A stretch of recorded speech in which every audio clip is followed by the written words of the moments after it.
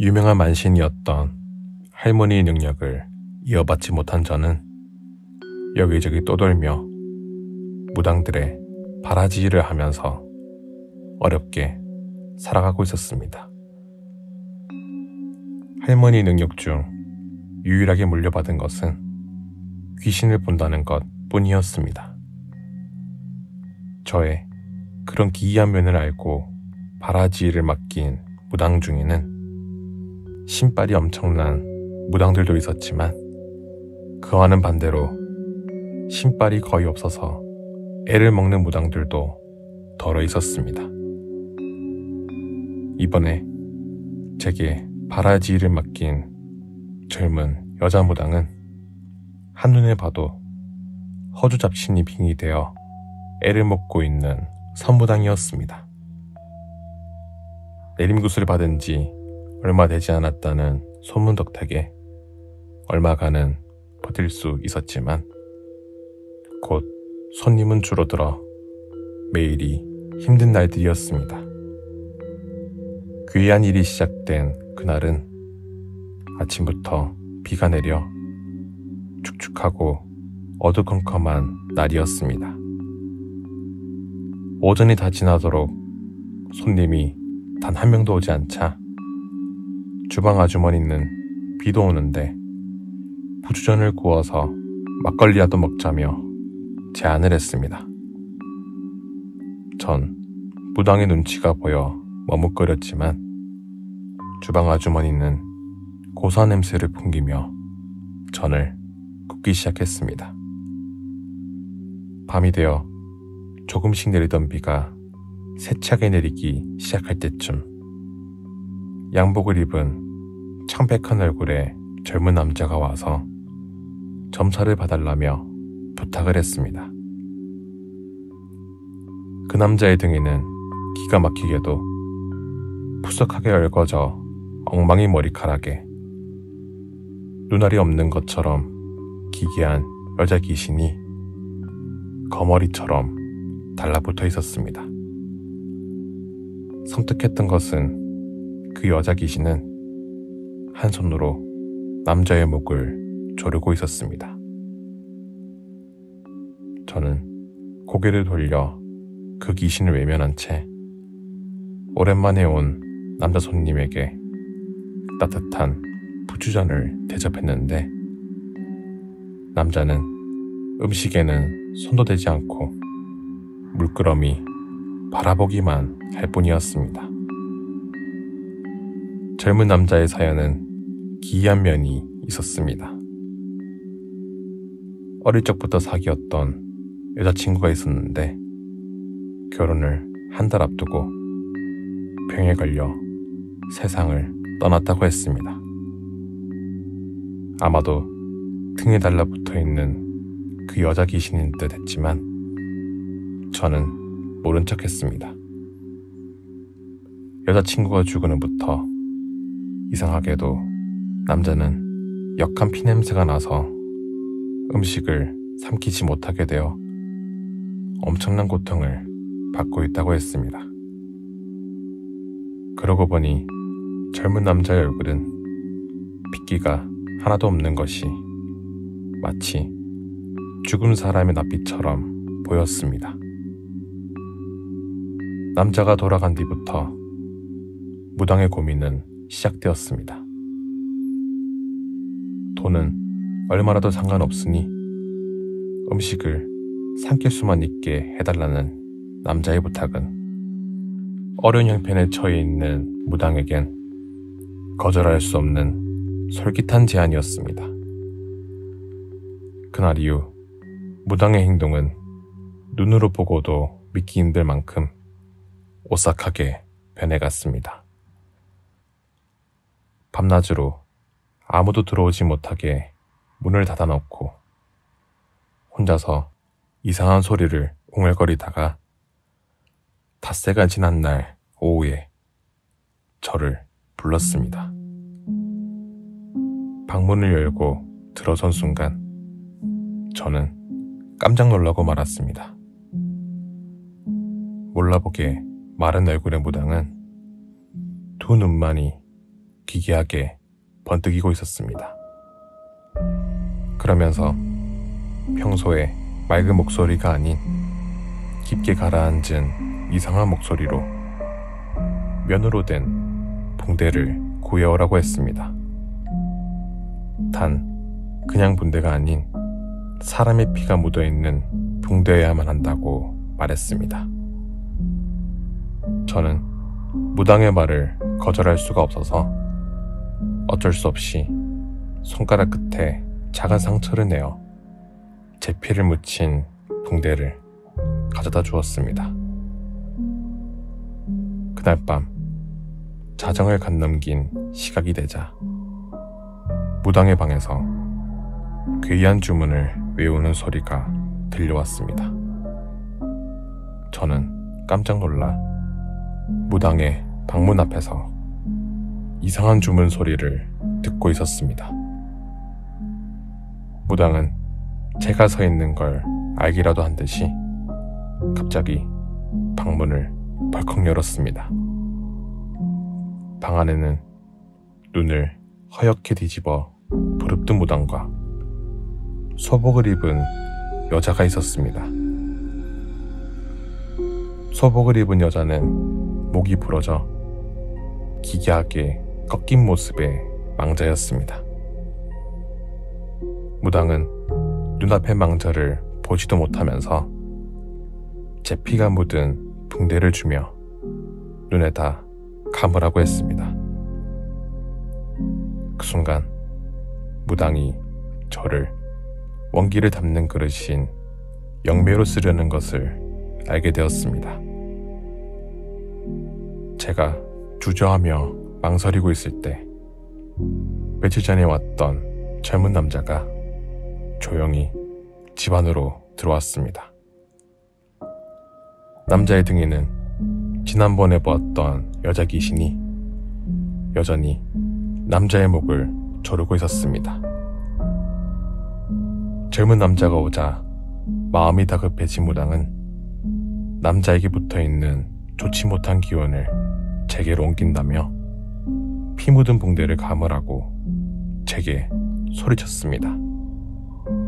저는 도저히 참을 수가 없어 무당에게 사실대로 말했습니다. 남자의 등에 죽은 여자친구의 귀신이 붙어있고 방 안에는 또 한 명의 목이 부러진 여자 귀신이 있어 한 명만 몸에 담는 영매를 하게 되면 나머지 한 명의 귀신이 누군가에게 빙의되어 큰일이 생긴다고 말했습니다.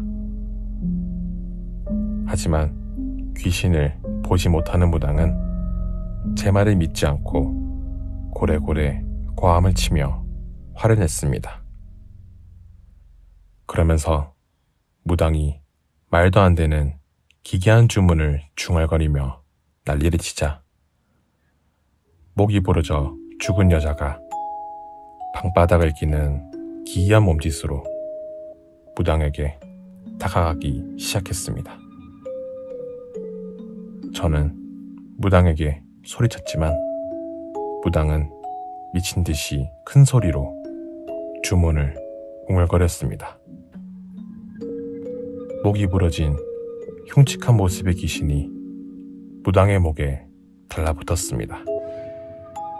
그 순간 무당은 목이 부러진 것처럼 고개를 깊이 숙이더니 앞으로 고꾸라지고 말았습니다. 귀신을 보지 못하는 선무당이 결국은 자기 자신을 잡게 된 눈앞의 참담한 현실은 정말 망자의 원한 때문일까요?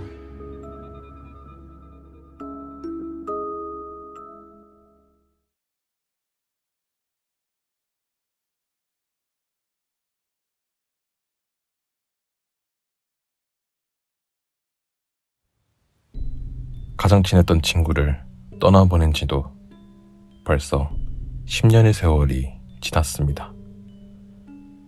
어린 시절부터 대학생이 될 때까지 늘 함께했던 저희 3명 중 한 명이 교통사고로 세상을 떠나고 말았습니다. 가장 유쾌하고 사려 깊은 친구가 갑작스런 사고로 영영 돌아올 수 없는 길을 가고 말았다는 것이 믿기진 않았습니다. 남은 저희는 그 상실감에 너무 괴로워서 차츰 연락을 하지 않고 서먹한 사이가 되어갔습니다. 마음의 상처를 간직한 채 각자의 길을 살아가던 어느 날이었습니다. 친구에게서 불현듯이 연락이 왔습니다. 친구는 다급한 목소리로 다짜고짜 도와달라고 울먹였습니다. 무슨 일이냐고 물었지만 친구는 울먹이기만 할 뿐 말을 하지 않았습니다. 저는 놀라고 당황해서 곧장 친구에게 달려가 무슨 일인지 물어보았습니다. 오랜만에 만난 친구의 몰골은 너무나도 처참했습니다. 온몸의 살은 다 빠져서 해골처럼 말라있고 입가엔 이상한 물집이 잔뜩 나있어 기가 막힐 지경이었습니다. 친구가 제게 해준 말은 너무도 괴이했습니다. 갑작스레 세상을 떠난 친구를 잊지 못해 자신의 어깨에 죽은 친구의 얼굴을 새기고 난 뒤부터 무서운 일이 시작되었다고 했습니다. 그러면서 저에게 자신의 어깨에 새긴 친구의 얼굴을 보여주었습니다. 저는 너무 놀라 말이 나오지 않았습니다. 죽은 친구가 살아생전 그대로의 모습으로 어깨에 새겨져 있었습니다. 그립고 보고 싶은 친구이긴 하지만 망자의 얼굴을 새긴 타투는 처음이라 기괴하고 섬뜩했습니다. 마치 죽은 망자가 저를 보고 있는 것 같은 오싹한 느낌마저 들었습니다. 친구의 말은 이어졌습니다. 죽은 망자의 얼굴을 새긴 날 밤이었습니다.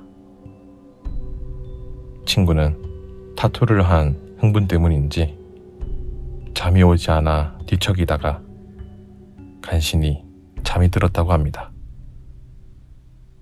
잠결에 자신의 이름을 부르는 소리가 들려 눈을 떴습니다.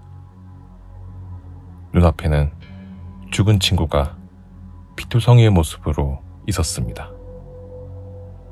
피를 뚝뚝 흘리며 한쪽 눈이 튀어나온 채 자신을 노려보고 있었습니다. 그날 이후 한밤중 잠이 들고 나면 늘 죽은 친구가 피를 칠갑한 모습으로 꿈속에 나타나 자신의 이름을 부르며 눈앞에 서 있어서 미칠 지경이라고 했습니다. 잠을 자지 못해서 극도로 예민해지고 평범한 일상을 보내지 못하게 되면서 모든 것이 점점 망가져가고 있다며 괴로워했습니다. 저는 그 순간 타투에 대해서 잘 알고 있던 선배의 말이 떠올랐습니다. 아주 오래전에는 타투가 주술적인 의미가 있어서 부적이나 저주의 용도로 쓰이기도 했다는 말이 생각나 혹시 죽은 망자를 어깨에 새겨 그 원혼이 떠나가지 못하고 친구에게 나타나는 것일지도 모른다는 느낌이 들었습니다. 친구는 밤이 다가오자 혼자서는 도저히 무서워서 잘 수 없다며 하룻밤만이라도 같이 있어달라고 애원을 했습니다. 저는 친구와 맥주를 마시며 이야기를 나누다가 한밤중이 되자 버티지 못하고 잠이 들고 말았습니다. 잠결에 목이 말라 뒤척이고 있을 때 조용한 방 한가운데에서 남자가 흐느끼는 기괴한 소리가 들려 눈을 떠보니 친구의 말처럼 피투성이의 처참한 모습으로 죽은 망자가 서 있었습니다. 죽은 망자는 친구에게로 다가와서 일그러진 얼굴을 들이밀었습니다. 그 모습을 보고 저는 덜덜 떨려 꼼짝도 할 수가 없었습니다. 친구는 죽은 망자에게 애원을 했습니다.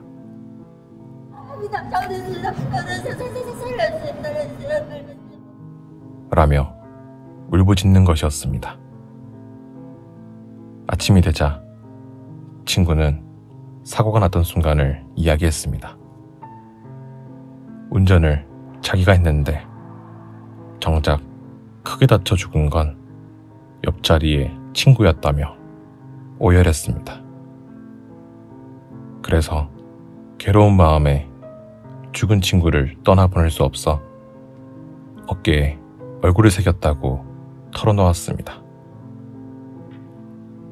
어젯밤 피투성이의 처참한 모습으로 살아생전에 원한에 사무쳐 기이하게 흐느끼던 죽은 친구는 정말 귀신이었을까요?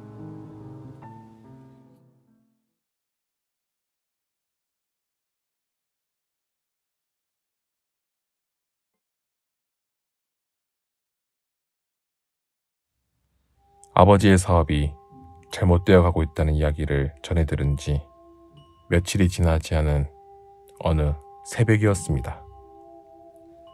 일어나라고 말씀하시는 어머니의 다급한 목소리에 놀라 저희 삼형제는 졸린 눈을 비비면서 눈을 떴습니다. 어머니는 불도 켜지 않고 각자 최소한의 짐만 챙기고 빨리 옷을 입으라며 떨리는 목소리로 말했습니다. 어머니와 저희 삼형제가 한밤중 빚쟁이들의 눈을 피해 도망치듯 그곳을 빠져나와 아침이 되기 전에 정신없이 도착한 곳은 할머니 댁이었습니다. 할머니는 아무것도 묻지 않고 저희를 맞아주셨습니다. 처음 며칠간은 어안이 벙벙해서 잘 몰랐지만 날이 갈수록 할머니 댁에서의 생활이 불편해지기 시작했습니다. 밤만 되면 손톱으로 쇠를 긁는 것 같은 기괴한 소리가 어디선가 들렸습니다. 저는 그 섬뜩한 소리 때문에 잠을 자지 못해서 날이 갈수록 눈자위가 캥해지면서 말라갔습니다. 삼형제가 같이 잠들었지만 저만이 손톱으로 긁는 기괴한 소리를 들었기 때문에 아무도 제 말을 귀담아 듣지 않았습니다. 저는 점점 우울해져 할머니 댁에서 제가 유일하게 편하게 있을 수 있는 나무가 우거진 넓은 마당 구석에 우두커니 혼자 앉아 있곤 했습니다. 저는 그곳에서 책을 보거나 친구들에게 편지를 쓰기도 하면서 외로움을 달랬습니다. 얼마간의 시간이 흐른 어느 날이었습니다.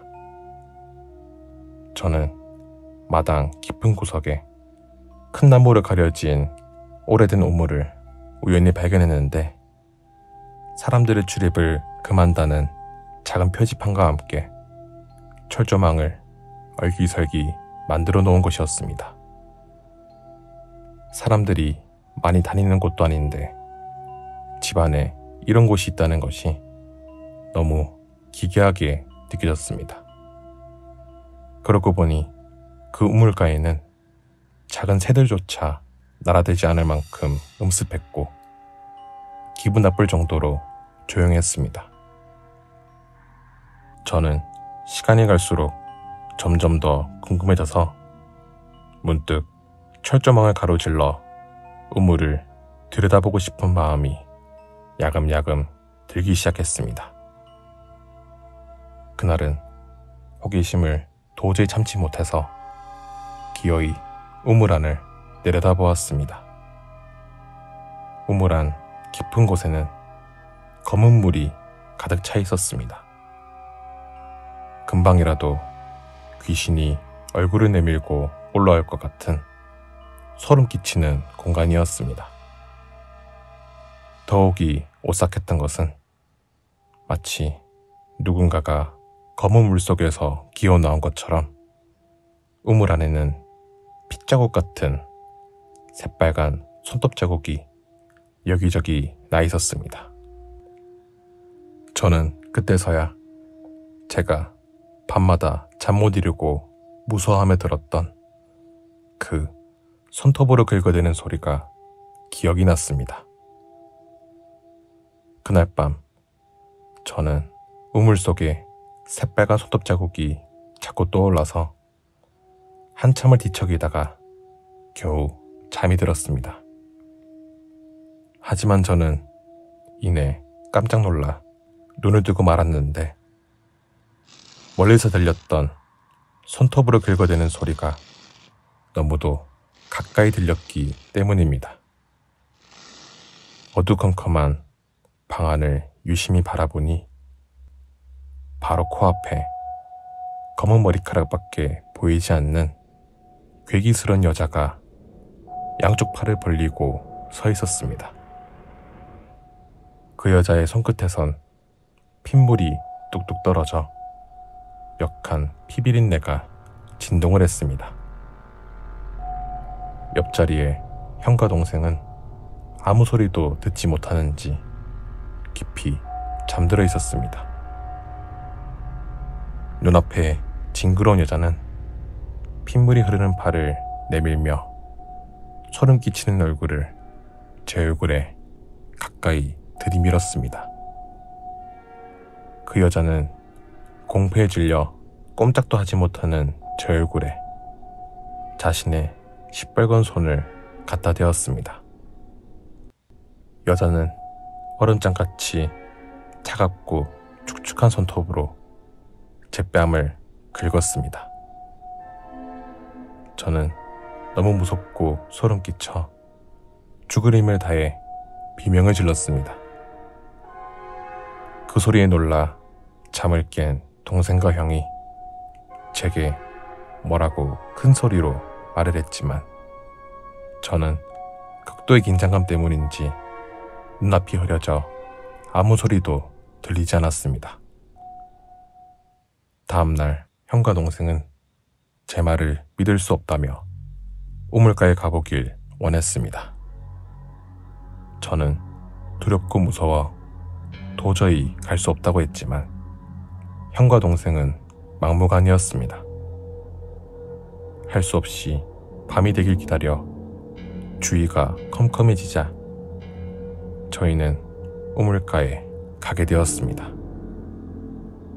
형과 동생은 저의 말처럼 우물이 있는 걸 보고 놀라서 주저하다가 결국 형 혼자서 우물 안을 내려다보기로 했습니다.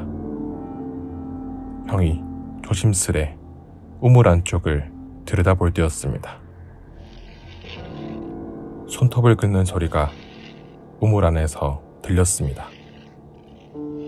우물 속에서 여자가 기어 나오기 시작했습니다.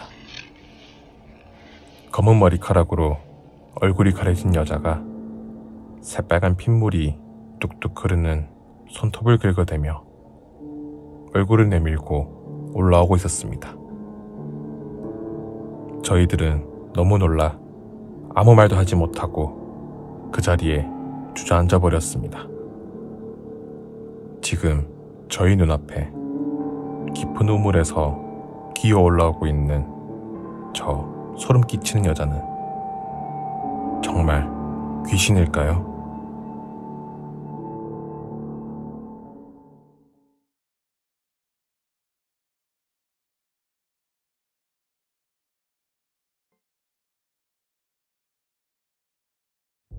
어젯밤에도 저는 밤새 악몽에 시달려 잠을 자지 못했습니다.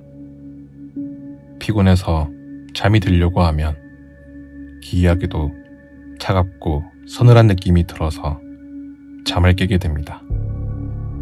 그리고 눈을 떠보면 크고 징그러운 뱀이 제가 자고 있는 침대 위로 꿈틀거리며 기어 올라오고 있는 환각을 보기 때문입니다. 때로는 그 크고 징그러운 뱀이 제 몸 위를 슥 지나가는 꿈을 꾸기도 하는데 너무나도 현실 같아서 미칠 지경이었습니다. 뱀의 비늘이 느껴질 만큼 괴이한 꿈은 저를 잠들지 못하게 해서 이젠 깨어 있어도 환각을 볼 지경이 되었습니다. 나날이 피폐해져가는 저를 걱정하시던 어머니는 용하기로 소문난 할매 무당에게 한번 가보자며 저를 재촉했습니다. 할매 무당의 점집에는 젊은 무당도 몇 명 보였지만 그 중에서 가장 나이 들어 보이고 눈매가 날카로운 무당이 저를 보더니 대뜸 말했습니다. 집안에 기물이 있어. 귀신 붙은 물건이 있단 말이야. 할매 무당의 말을 들은 어머니는 지난번에 막내 이모가 희귀한 조각상이라며 보내준 그거 아니냐며 몹시 두려워했습니다. 그러고 보니 막내 이모가 보내준 조각상은 작은 뱀 여러 마리가 뒤엉켜 있고 그 중에서 가장 큰 뱀이 따리를 들고 있는 괴이한 형상의 조각상이었습니다. 저희 가족은 모양이 징그러워서 싫다고 했지만 뱀은 다산과 불멸을 상징한다며 막내 이모는 저희 집 거실에 두기를 원했습니다. TV 옆에 놓여있는 뱀 조각상을 볼 때마다 오싹하고 징그러워서 고개를 돌렸지만 그날 이후 밤만 되면 뱀이 나오는 소름 끼치는 꿈을 꾸게 되었습니다. 할매 무당은 당장 가서 뱀 조각상을 없애야 하지만 이미 악기가 스며있는 귀물이 되어버려 함부로 치울 수도 없다고 했습니다. 가장 현명한 양밥은 귀물을 전해준 당사자가 그 귀물과 함께 부적을 태워버려야만 사달이 나지 않고 악기를 내보낼 수 있다고 말했습니다. 이미 귀기가 서린 딸을 살리고 싶으면 당장 움직이라고 호통치는 할매 무당의 말을 듣고 어머니는 막내 이모에게 연락을 했습니다. 여러 번의 연락에도 이모는 도무지 통화가 되지 않았습니다. 저의 증세는 점점 더 심해져 화장실에서도 뱀이 보였고 가족들과 밥을 먹을 때나 혼자 방에 있을 때도 뱀이 혀를 날름거리며 꿈틀꿈틀 기어오는 환각이 보였습니다. 할매 무당의 점집에 갔다 온 지 며칠이 지난 어느 날이었습니다. 밤새도록 잠을 자지 못해 푸석한 모습의 저를 보고 어머니는 기겁을 했습니다. 너 얼굴이 왜 그래? 거울 속의 저는 기이한 모습으로 변해가고 있었습니다. 마치 뱀눈처럼 이상한 눈동자에 길고 날카롭게 변해버린 얼굴에서 소름 끼치는 뱀의 모습이 보였습니다. 입술이 말라 혀를 날름거리고 싶은 괴이한 느낌마저 들었습니다. 어머니는 필사적으로 이모를 찾아 헤매게 되었고 결국은 이모를 강원도에 있는 작은 암자에서 찾게 되었습니다. 그 암자에서 이모는 뱀을 숭상하는 기복신앙에 심취한 교인들과 함께 있었지만 딸을 살려달라는 어머니의 애절한 부탁에 마지못해 서울로 돌아오게 되었습니다. 할매 무당은 이미 뱀의 악한 기운이 깊게 서린 제 모습을 보고는 7장의 부적을 쥐어주며 반드시 이모와 함께 귀물을 태워버려야 한다고 했습니다. 부적의 신발이 발휘되면 악한 기운이 사라지는 조짐이 보일 거라며 할매무당은 말했습니다. 저와 이모는 할매무당의 당부처럼 인적이 드문 산속으로 가서 부적과 뱀 조각상을 태울 준비를 했습니다. 또아리를 틀고 있는 검은 뱀의 눈알이 저를 노려보고 있는 것처럼 오싹하게 느껴졌습니다. 마지막 부적을 태울 때였습니다. 그때까지 아무 말도 하지 않던 이모가 킥킥거리는 이상한 소리를 내며 몸을 비틀어대는 기괴한 행동을 하기 시작했습니다. 자신이 불에 타는 것처럼 미친 듯이 몸을 비틀어대던 이모는 마지막 부적이 한 줌 재로 변하자 자리에 주저앉아 버렸습니다. 오싹하고 소름 끼치는 일은 그날 밤에 일어났습니다. 할매무당의 말처럼 뱀 조각상을 태워버린 때문인지 모처럼 긴장이 풀려 나른함을 느끼고 있었습니다. 어디선가 씩씩거리는 징그럽고 역겨운 숨소리가 들려 저는 눈을 번쩍 떴습니다. 눈앞에는 비릿한 비린내와 함께 긴 머리카락들이 엉망으로 한데 들러붙어 마치 크고 징그러운 뱀 대가리가 하나로 뭉친 것 같이 보이는 흰 소복을 입은 여자들이 꿈틀대며 있었습니다. 머리카락이 기괴하게 엉켜버린 여자들은 꺽꺽거리는 이상한 소리를 내며 저희 집 현관문 쪽으로 가서는 사라지는 것이었습니다. 순간 뱀 조각상에 스며들어 있던 귀신들이 할매무당의 신발을 이기지 못해 정말 사라진 것인지도 모른다는 안도감이 비로소 들었다면 그것은 저의 착각이었을까요?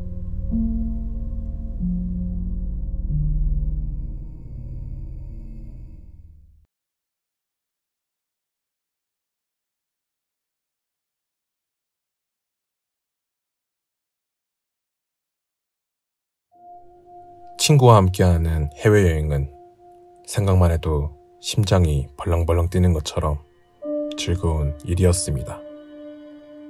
방학이 끝나고 개강을 하면 3, 4, 5 모여 외국 어디를 갔다 왔다며 수다를 떠는 친구들 사이에서 저의 역할은 친구들의 얘기를 들으며 부러운 눈빛을 보여주는 미운 오리 새끼였습니다. 그런 제가 드디어 도쿄를 가게 됐으니 얼마나 행복하고 신나는 기대를 했을지 말로는 표현 못할 정도였습니다. 하지만 도쿄 여행이 소름 끼치는 악몽이 되리라고는 그때는 전혀 상상도 하지 못했습니다. 일본 유학생인 친구와 도쿄에 도착한 첫날 밤이었습니다. 음식을 잘못 먹고 체하기라도 한 건지 친구는 열이 펄펄 끓고 토하며 꼼짝도 할 수 없는 처지가 되어버렸습니다. 저희가 예약한 호텔은 꽤나 먼 곳에 위치해 있어 저는 아픈 친구 때문에 가장 가까운 곳에 있는 허름한 모텔에 묵게 되었습니다. 낡고 오래된 모텔이긴 하지만 그런대로 괜찮은 곳이어서 저는 아픈 친구에게 약을 주고 다음 달의 일정을 확인하고 있었습니다. 그러다가 문득 이상한 생각이 들어 저는 복도와 주위를 둘러보았습니다. 지나치게 조용한 복도는 으스스한 느낌이 들었습니다. 마치 허름한 모텔 안에 저희 말고는 아무도 없는 것처럼 사람의 말소리가 전혀 들리지 않았습니다. 저는 1층 로비에 있는 프런트에 가서 이것저것 물어봤지만 연세가 지긋한 여주인은 괜찮다고만 말하며 연신 고개를 꾸벅거리는 것이었습니다. 하필이면 이런 때 일본어를 유창하게 하는 친구가 아프다는 사실이 조금 아쉬웠지만 저는 찝찝한 마음으로 친구가 있는 방으로 돌아왔습니다. 친구는 약기운 때문인지 정신없이 자고 있었고 저 역시도 갑자기 피곤이 몰려와 잠들게 되었습니다. 한밤중이 되자 꿈인지 생시인지 몽롱한 가운데 천장에서 계속 차가운 물방울이 얼굴로 떨어지는 것이었습니다. 그러면서 참기 힘든 지독한 악취가 나서 숨을 쉬기 어려울 지경이었습니다. 저는 도저히 잠을 잘 수가 없어서 눈을 뜨게 되었습니다. 천장에서 물이 새기라도 한 것처럼 썩은 내가 진동하는 물이 계속 떨어지는 것이 몹시 거슬렸습니다. 끙끙거리며 자고 있는 친구를 깨울 수는 없어서 저는 휴대폰으로 천장을 비추며 올려다보았습니다. 기괴한 여자가 천장에서 시커먼 머리카락을 늘어뜨린 채 매달려 있었습니다. 찢어진 검은 입술을 달싹거리면서 천장에 있는 여자를 보고 저는 일본 귀신이라고 생각했습니다. 너덜거리는 옷 사이로 보이는 그 여자의 사진은 이미 썩을 대로 썩어서 진물이 계속 떨어지고 있었습니다. 저는 입이 붙어버린 것처럼 단 한마디의 말도 나오지 않았습니다. 혹시나 천장에 매달려 있는 저 소름 끼치는 여자가 밑으로 내려오기라도 할까봐 저는 미칠 지경이었습니다. 천장에 매달린 시체 같은 여자는 이상한 소리를 웅얼거리고 있었습니다. 친구는 아무리 흔들어도 꿈쩍도 하지 않고 깊은 잠에 빠져 있었습니다. 그때였습니다. 천장에 있는 여자가 썩어서 진물이 흐르는 사지를 비틀며 밑으로 내려오기 시작했습니다. 시커먼 머리카락 사이로 보이는 눈알도 이미 썩고 있어서인지 숨을 쉴 수 없을 만큼 강력한 악취를 풍기며 썩은 물이 줄줄 흘러내리고 있었습니다. 소름 끼치도록 흉측한 몰골로 저를 노려보면서 죽은 시체 같은 여자는 팔다리를 비틀며 밑으로 천천히 내려왔습니다. 저는 극도의 공포감에 사로잡혀 어찌할 바를 몰라 친구를 끌어안고는 누구라도 좋으니 제발 살려달라고 기도하며 눈을 질끈 감았습니다. 다음날 아침이 되자 한결 나아진 친구에게 저는 전날 밤에 있었던 일을 말했습니다. 친구는 제 말을 듣고는 깜짝 놀라며 혹시 그 유명한 귀신 모텔이 여기일지도 모른다며 흥분하는 것이었습니다. 도쿄 귀신 모텔은 귀신 나오는 심령 스팟으로 일본의 젊은 사람들에겐 인기가 많은 곳이라고 했습니다. 저는 너무 무섭고 징그러워서 무조건 이곳을 벗어나야 한다고 했지만 친구는 자신이 직접 그 여자를 꼭 보고 싶다고 했습니다.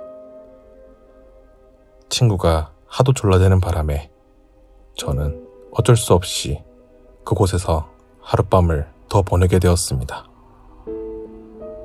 친구는 귀신의 모습을 영상으로 남기겠다며 큰 소리를 치고는 한밤중이 되기를 기다렸습니다.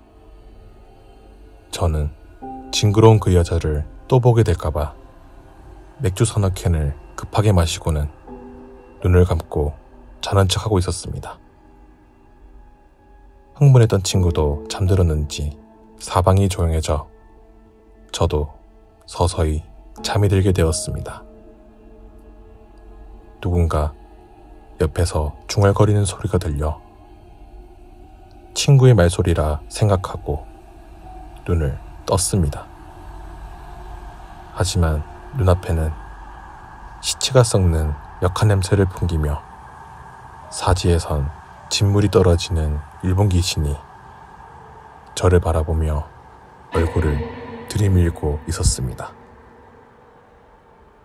역한 악취를 풍기며 썩어가는 얼굴을 시커먼 머리카락으로 가린 채 기어오고 있는 저 여자는 정말 귀신일까요?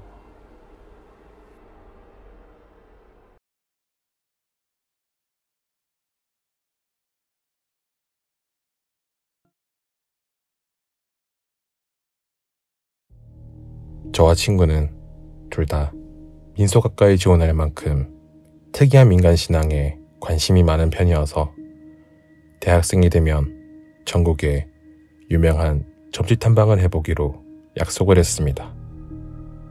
다른 친구들은 이상한 취미라며 오싹하다고 했지만 친구와 저는 재미있는 게임이라도 하는 것처럼 그날이 오기를 손꼽아 기다렸습니다.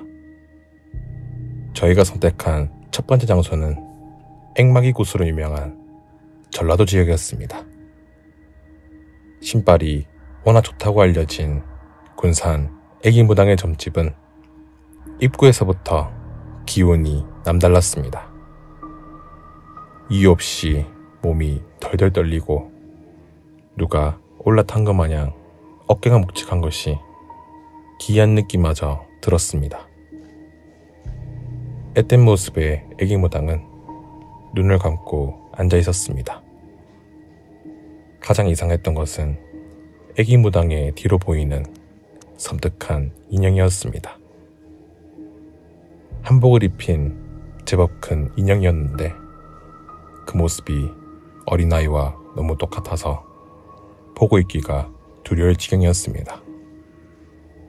인형은 붕대로 눈을 가리고 있었는데 붕대 밑으로는 마치 사람이 흘리는 빨간 피처럼 붉은 눈물 자국이 있었습니다. 사람도 아닌 인형이 눈을 가린 채 피눈물을 흘린다는 것이 소름 끼치게 보였습니다.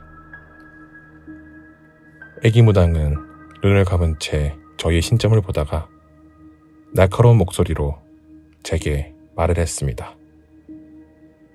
여자를 받자. 20살이 되기 전에 죽을 받자. 그러면서 살고 싶으면 저 대신 애군을 받아줄 누군가의 사주를 가지고 오면 자기가 살 수 있게 해줄 수 있다고 말했습니다.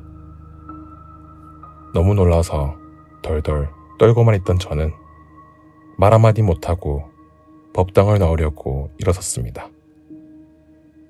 애기무당은 당신이 내 말대로 하지 않으면 나는 죽어.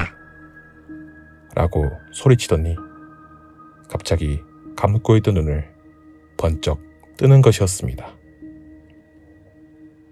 놀랍게도 애기무당의 눈은 검은 자위가 보이지 않는 붉은 눈동자였습니다. 간혹 신발 좋은 무당에게만 나타난다는 말로만 들었던 새빨간 눈동자는 너무나도 섬뜩했습니다. 친구와 헤어지고 집에 돌아온 저는 심란한 마음에 아무것도 할 수가 없었습니다. 애기무당의 말처럼 이러다가 정말 갑자기 죽는 건 아닌지 하루에도 몇 번씩 심장이 내려앉는 것 같은 지독한 공포를 느끼게 되었습니다. 애기무당의 점집에 갔다 온 후로 저는 한밤중이면 온몸을 바늘로 찌르는 고통을 느끼게 되어 깊은 잠을 잘 수 없게 되었고 혼자서 길을 걷다가도 누가 따라오는 것 같은 섬뜩한 느낌이 들어 집으로 돌아가려 하면 다리가 마비되어 꼼짝하지 못하게 되어서 도저히 일상생활을 할 수 없을 정도로 망가져갔습니다. 저는 며칠을 고민하다가 다시 애기무당의 점집으로 가게 되었습니다. 도대체 어떻게 해야 이 힘든 상황을 벗어날 수 있는지 말을 하려고 하는 순간 애기무당 뒤로 보이는 인형의 괴이한 모습이 눈에 들어왔습니다.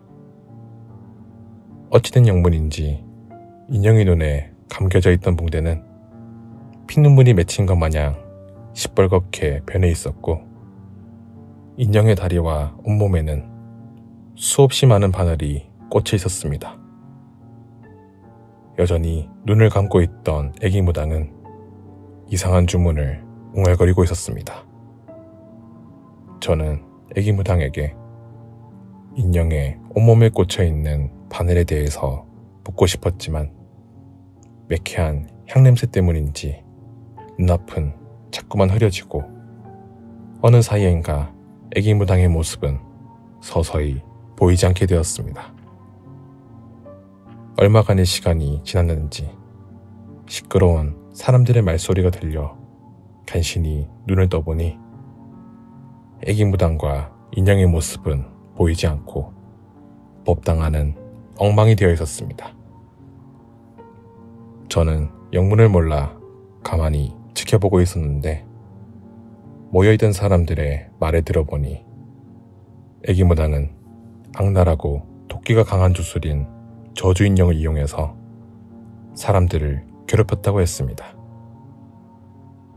더욱 끔찍했던 건 그 저주 인형이 어쩌면 어린아이를 이용한 잔인한 양밥일 수도 있다는 사람들의 말이었습니다. 신발이 대단하다고 소문난 애기무당은 사실 어린아이를 이용해서 지독한 저주술을 행했던 오싹하고 공포스런 저주의 무당이었을지도 모른다고 생각하니 기가 막힐 따름이었습니다. 새빨간 눈동자의 애기무당은 정말 저주 인형을 이용해 사람을 해치는 사악한 주술사였을까요?